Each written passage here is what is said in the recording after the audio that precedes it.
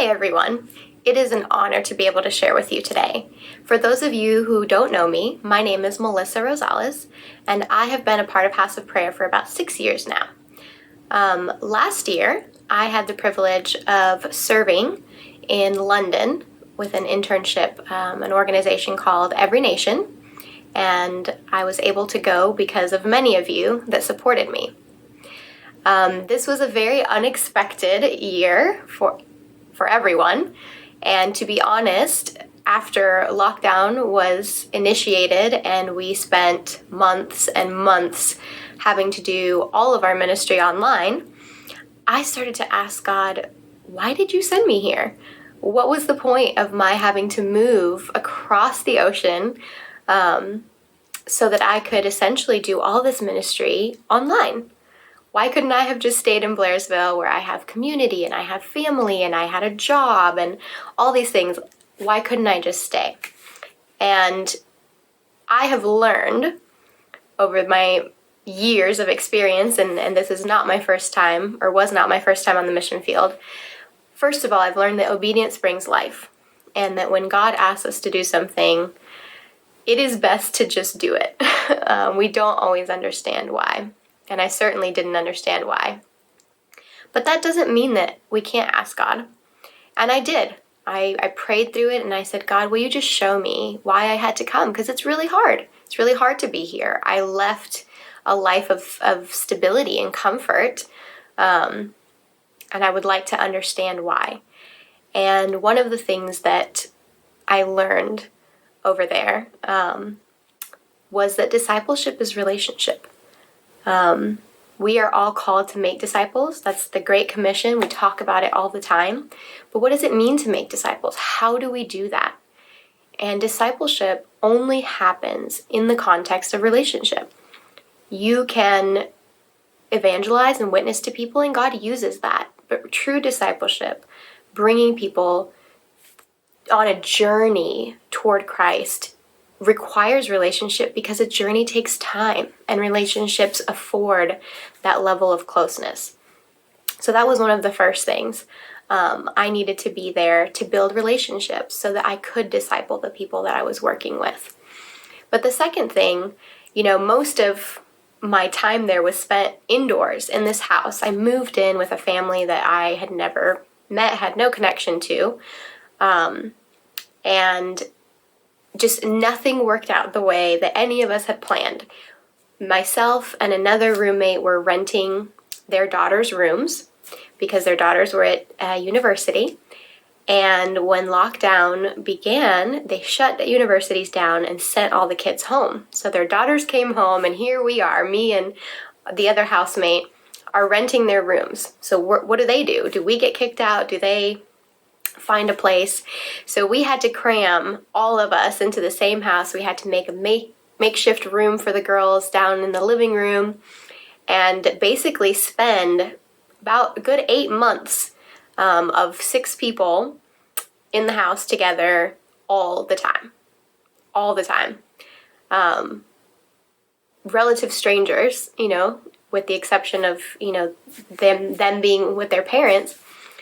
And I thought, this is awkward. This is weird. Why am I here? And then I thought, discipleship is relationship. I have an opportunity here to build relationship with this family that I never would have had if it wasn't for COVID. First of all, the girls never would have been home. That was never the plan. And I never would have spent this much time with this family if it hadn't been for lockdown.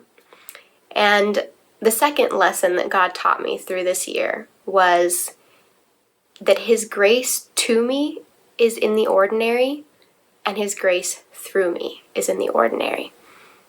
And that was a really hard lesson to learn because we're so surrounded by the idea that we have to do these great things for God, and that the more unique or big or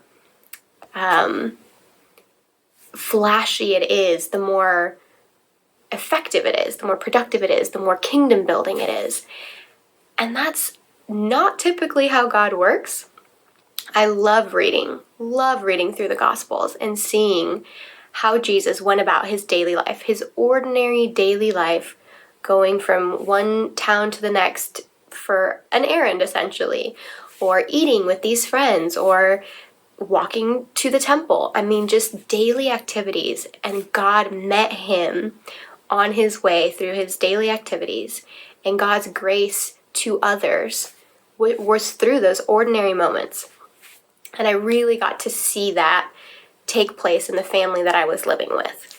The ordinary moments of eating together and playing games to pass the time and, sitting around a bonfire in the cold. Just all these ordinary family moments God used not only to bless me, but to bless them. I was able to have some amazing gospel conversations with the girls who are not believers and have been averse to the gospel their whole life.